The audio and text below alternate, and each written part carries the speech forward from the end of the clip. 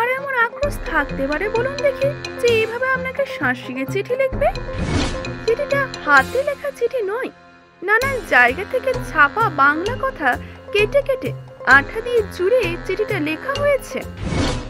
তোমার অন্যায়ের শাস্তি ভোগ করতে প্রস্তুত হও।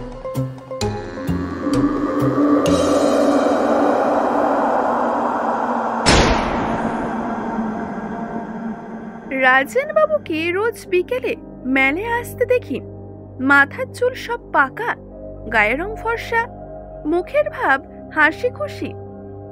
পুরনো নেপালি আর তিব্বতী জিনিস টিনিসের যে দোকানটা আছে সেটাই কিছুক্ষণ কাটিয়ে বাইরে এসে বেঞ্চিতে আধ ঘন্টার মতো বসে থেকে সন্ধে হব হব হলে তিনি বাড়ি ফিরে যান। তার বাড়ি জলা পাহাড়ে। আমি আবার একদিন ওর পেছন পেছন গিয়ে ওর বাড়িটাও দেখে এসেছি। গেটের কাছাকাছি যখন পৌঁছেছি হঠাৎ আমার দিকে ফিরে তিনি জিজ্ঞাসা করলেন, কে হে তুমি, আমার পিছু নিয়েছো যে? আমি উত্তরে বলেছিলাম, আগে আমি তপেশ রঞ্জন বোস। আর তিনি তখনই তার পকেট থেকে একটি লেমন ড্রপ বার করে আমায় দিয়ে বললেন, তবে এই নাও লজেন্স, আর একদিন সকাল সকাল এসো তাহলে আমার বাড়িতে, অনেক মুখোশ আছে, দেখাবো।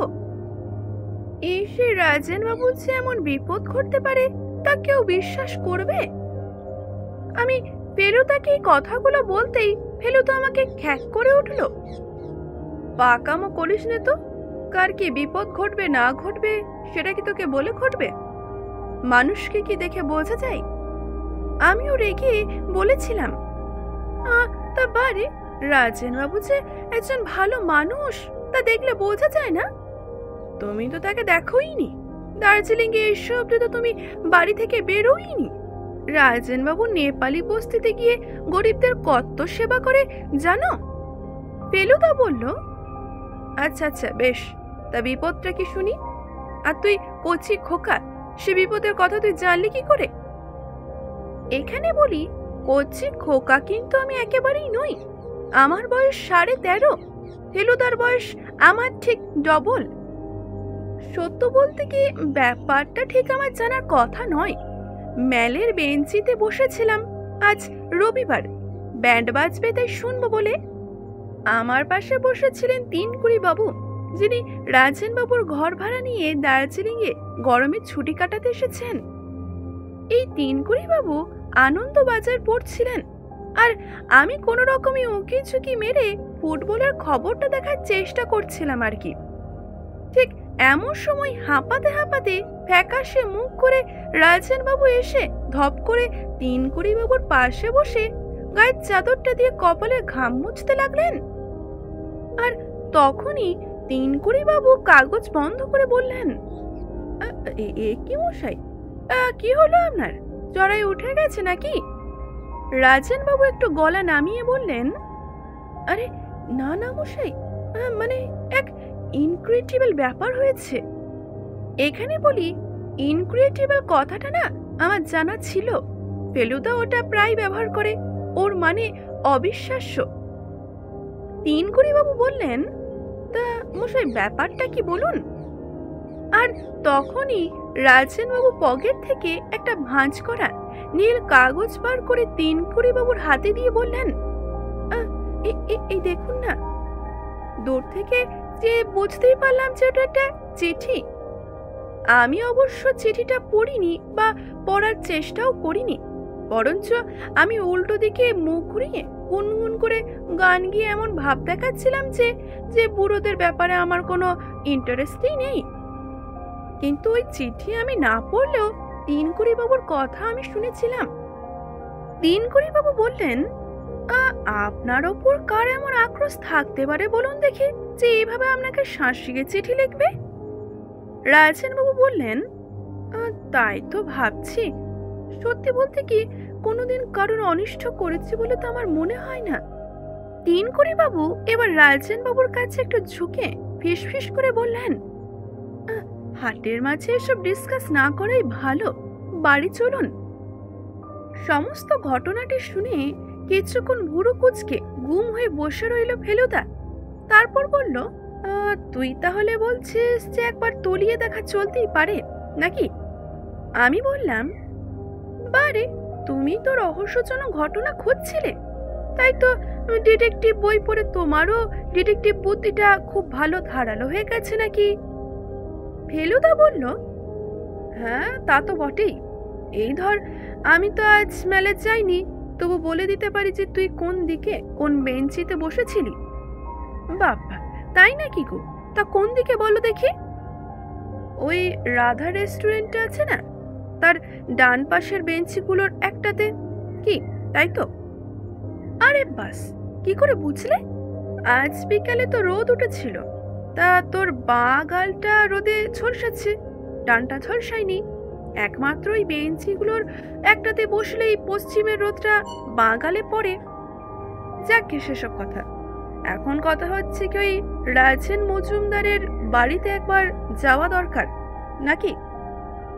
আমরাও বেরিয়ে পড়লাম। ও ফেলুদা, চলো না, আর মাত্র ৭৭ পা তো। আর যদি না হয়? হবেই ফেলুদা, আমি সেবার গুনেছিলাম। ঠিক আছে, না হলে গাড়টা কিন্তু। হ্যাঁ গো হ্যাঁ, কিন্তু বেশি জোরে নয়। কি আশ্চর্য, ৭৭-এ রাজেন বাবুর বাড়ি পৌঁছলামই না, আরো ২৩ পা গিয়ে তবে ওর বাড়ির গেটের সামনে পড়লাম। ফেলুদা একটি ছোট্ট করে আমাকে গাঁটটা মেরে বলল, আগের বার ফেরার সময় গুনেছিলি না আসার সময়? ফেরার সময়? ইডিয়েট, ফেরার সময় তো ঢালু, জানিস না? তুই নিশ্চয়ই ধাই ধাই করে নেমে গেছিস। সেখানে দাঁড়িয়ে থাকতে থাকতে আমরা শুনতে পেলাম কাছাকাছি কোনো বাড়িতে রেডিও চলছে। ফেলুদা এগিয়ে গেল, কলিং বেল টিপল। আমি তখনই বললাম, কি করো, আগে ঠিক করেছো কি বলবে? ফেলুদা আমাকে এক ধমক দিয়ে বলল, যা খুশি তাই বলবো, তুই কিন্তু স্পিকেটি নট, যতক্ষণ থাকবি এ বাড়িতে একটি কথাও বলবি না। তা জিজ্ঞাসা করলেও বলবো না? Shut up. তখনই একটা নেপালি চাকর এসে দরজা খুলে দিল। আয়ে, আন্দার আয়ে। আমরা বৈঠকখানায় ঢুকলাম। বেশ সুন্দর পুরনো প্যাটার্নের কাঠের বাড়ি।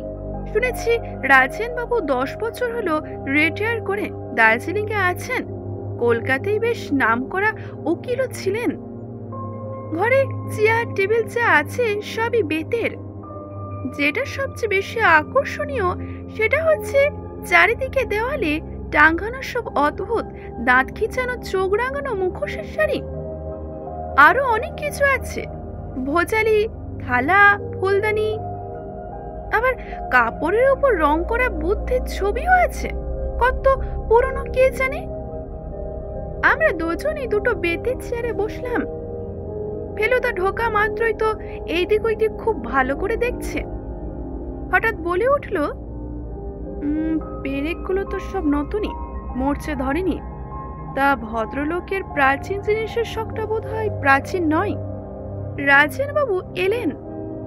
আমি অবাক হয়ে দেখলাম ফেলুদা উঠে গিয়ে ঢিপ করে এক পেন নাম ঠকে বলল, চিনতে পারছেন, আমি জয়কৃষ্ণ মিত্তিরের ছেলে ফেলু। রাজেন বাবু অবশ্য প্রথমে চোখ কপালে তুললেন, তারপর চোখের দুপাশ কুচকিয়ে একগাল হেসে বললেন, বা মা, কত বড় হয়ে গিয়েছো তুমি। তা কবে এলে এখানে? বাড়ির সব ভালো তো? বাবা এসেছেন? ফেলুদা দিব্যি কথা বলে চলেছে রাজেন বাবুর সঙ্গে, আর আমি মনে মনে বলছি, কি অন্যায়, এ কথা হলো ও কথা হলো, কত কি বললাম আমি ফেলুদাকে, কিন্তু ফেলুদা আমাকে একবারও বললো না যে রাজেন বাবুকে চেনে। এবার ফেলুদা আমার পরিচয়টাও দিয়ে দিল। রাজেন বাবুর মুখ দেখেই মনেই হলো না যে তিনি আমাকে আগে দেখেছেন। ফেলুদা বলল, তা আপনার খুব প্রাচীন জিনিসের প্রতি শখ দেখছি। হ্যাঁ বাবা, এখন তো প্রায় নেশাতেই দাঁড়িয়েছে। ফেলুদা এবার বলল, চিঠিটা কি আপনার হাতের কাছে আছে? হাতের কাছে কেন হে, একেবারে বুকের কাছে রেখেছি। রাজেন বাবু কোটের বুক পকেট থেকে চিঠিটা বার করে ফেলুদাকে দিলেন। এবার সেটা দেখার সুযোগ পেলাম। চিঠিটা হাতে লেখা চিঠি নয়, নানান জায়গা থেকে ছাপা বাংলা কথা কেটে কেটে আঠা দিয়ে জুড়ে চিঠিটা লেখা হয়েছে। যা লেখা হয়েছে তা হলো এই: তোমার অন্যায়ের শাস্তি ভোগ করতে প্রস্তুত হও।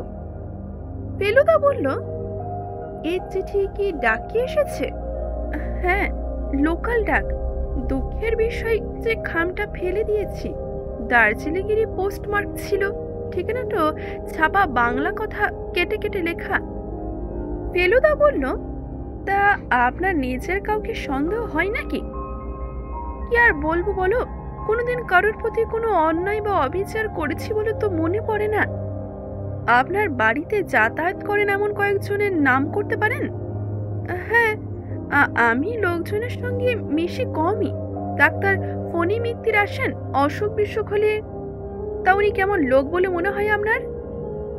ডাক্তার হিসেবে বোধহয় সাধারণ স্তরের, তবে তাতে আমার এসে যায় না, কারণ আমার বেরামও খুব সাধারণ, জ্বর সর্দি কাশি। তা আর কে আসেন? সম্প্রতি মিস্টার ঘোষাল বলে এক ভদ্রলোক। এ কথা বলতে বলতেই সেই ভদ্রলোকটি দরজার দিকে তাকাতেই দেখি সে প্রবেশ করছে। গায়ের রং ফর্সা, মাঝারি হাইটের, শুট পরা ভদ্রলোক হাসি মুখে ঘরে ঢুকছেন। বললেন, কি ব্যাপার, আমার নাম শুনলাম বলে মনে হলো? রাজেন বাবু অমনি উত্তর দিলেন, হ্যাঁ হ্যাঁ, এইমাত্রই আপনার নাম করছিলাম তো। এই তো এই ছেলেটিকে বলছিলাম আপনার কথা। আসুন, আপনার সঙ্গে আলাপ করিয়ে নিই। নমস্কার টমস্কার করার পর তিনি তার পুরো নামটি বললেন, অবনী মোহন ঘোষাল। এই অবনী বাবু রাজেন বাবুকে বললেন, আপনাকে আজ দোকানে দেখতে পেলুম না, তাই একবার ভাবলাম খোঁজ নিয়ে যাই। হ্যাঁ হ্যাঁ, আজ আর যাইনি, আসলে শরীরটা আজ ভালো ছিল না, তাই। বেশ বুঝলাম রাজেন বাবু চিঠিটার কথা মিস্টার ঘোষালকে বলতে চান না। ফেলুদাও দেখলাম মিস্টার ঘোষাল আসার সঙ্গে সঙ্গেই চিঠিটা হাতের তলার মধ্যে লুকিয়ে ফেলেছে। অবনী বাবু বললেন, আপনি ব্যস্ত থাকলে আজ নয় বরং থাক। আসলে আপনার ওই তিব্বতী ঘন্টাটা একবার দেখার খুব ইচ্ছে ছিল। রাজেন বাবু অমনি বললেন, হ্যাঁ, সে তো খুব সহজ ব্যাপার, হাতের কাছে আছে। অমনি রাজেন বাবু ঘন্টা আনতে পাশের ঘরে চলে গেলেন। ফেলুদা ঘোষালকে জিজ্ঞাসা করল, আচ্ছা, আপনি কি এখানেই থাকেন? তিনি বললেন, আমি খুব একটা কোনো জায়গায় বেশি দিন থাকি না, আমার ব্যবসার জন্য প্রচুর ঘুরতে হয়। আমি আসলে কিউরিও সংগ্রহ করি। এই কিউরিও মানেও আমি জানি, এর মানে হলো সুপ্রাচীন জিনিস, যা রাজেন বাবুর বাড়িতে এখনো অনেক আছে। আর এও বুঝলাম যার টানে তিনি রাজেন বাবুর বাড়িতে আসেন। এদের মধ্যে রাজেন বাবু ঘন্টাটা নিয়ে এলেন। সত্যই দারুণ দেখতে ঘন্টাটা। নিচের অংশটা রূপোর তৈরি, হাতলটা তামা আর পেতল মেশানো, আর তার ওপরে লাল নীল সব পাথর বসানো। অবনী বাবু অনেকক্ষণ দেখার পর বললেন, তা আপনি বোধহয় এটা হাতছাড়া করতে রাজি নন, মানে ভালো দাম পেল? তখনই রাজেন বাবু হেসে উত্তর দিলেন, ব্যাপার কি জানেন, শখের জিনিস তো, লাখ টাকা পেলেও দিতে চাই না। অবনী বাবু ঘন্টাটা ফিরিয়ে দিয়ে বললেন, বেশ, আজ তাহলে আমি আসি। অবনী বাবু বেরিয়ে যাওয়ার পরই ফেলুদা রাজেন বাবুকে বললেন, তা আপনার এই কটা দিন একটু বাড়িতে থাকাই ভালো, সাবধানে থাকবেন। রাজেন বাবু বললেন, হ্যাঁ সেটাই ঠিক, কিন্তু এটা আমার একেবারে অবিশ্বাস বলে মনে হয়, কিছুতেই মেনে নিতে পারছি না, একেবারে প্র্যাকটিক্যাল জোক। ফেলুদা এবার তিনকড়ি বাবুকে বলল, আপনিও কি বেশিরভাগ সময় বাড়িতে থাকেন? রাজেন বাবু তখনই বলে উঠলেন, আহা, উনি চেঞ্জে এসেছেন, ওকে নিয়ে আর আপনি পড়বেন না। আমি তো বাড়িতে থাকি, আমার চাকরও থাকে, তোমরা দুবেলা এসে নয় খবর নিও। বেশ, তাই হবে। আমরা উঠে পড়লাম। আমরা বাড়ি থেকে বেরোতে যাব, ঠিক এমন সময় বাড়ির এক কোণে তিনটে ফ্রেম বাঁধানো ছবি দেখতে পেলাম। আর ফেলুদাও আগ্রহের সহিত সেই ছবিগুলোর দিকে এগিয়ে গেল। রাজেন বাবু প্রথম ছবিটা দেখিয়ে বললেন, এই হলো গিয়ে আমার স্ত্রী। বিয়ের 4 বছর পরেই মারা গিয়েছিলেন। আমি দূর থেকে দেখলাম দ্বিতীয় ছবিটির দিকে ঠিক আমার বয়সের একটি ছেলে গায়ে ভেলভেটের কোট পরে। সে ছবিটিকে দেখিয়ে ফেলুদা জিজ্ঞাসা করলো, তা এটি কে?" রাজেনবাবু হো হো করে হেসে উঠে বললেন, "হ্যাঁ, দেখছো কাণ্ড, সময়ের সঙ্গে মানুষেরও কত পরিবর্তন ঘটে, তাই না? ও হচ্ছে আমার কিশোর বয়স। তখন বাঁকুড়া মিশনারি স্কুলে পড়তাম। বাবা ছিলেন বাঁকুড়ার ম্যাজিস্ট্রেট। আর তৃতীয় ছবিটা একজন ফেলুদার বয়সী ছেলের। রাজেনবাবু বললেন সেটা তার একমাত্র ছেলে প্রবীরের ছবি।" ফেলুদা জিজ্ঞাসা করলো, তা আমরা ছেলে এখন কোথায়?" রাজেনবাবু বললেন, আগে ঠিক জানি না। বহুকাল দেশ ছেড়েছে, প্রায় 16 ইয়ার্স। তা আপনার সঙ্গে চিঠি লেখালেখি হয়নি? না। এখানেই শেষ করছি আজকের পর্বটি। আজকের পর্বটি যদি ভালো লেগে থাকে অবশ্যই একটি লাইক করবেন, শেয়ার করবেন এবং কেমন লাগলো জানাতে ভুলবেন না। ধন্যবাদ।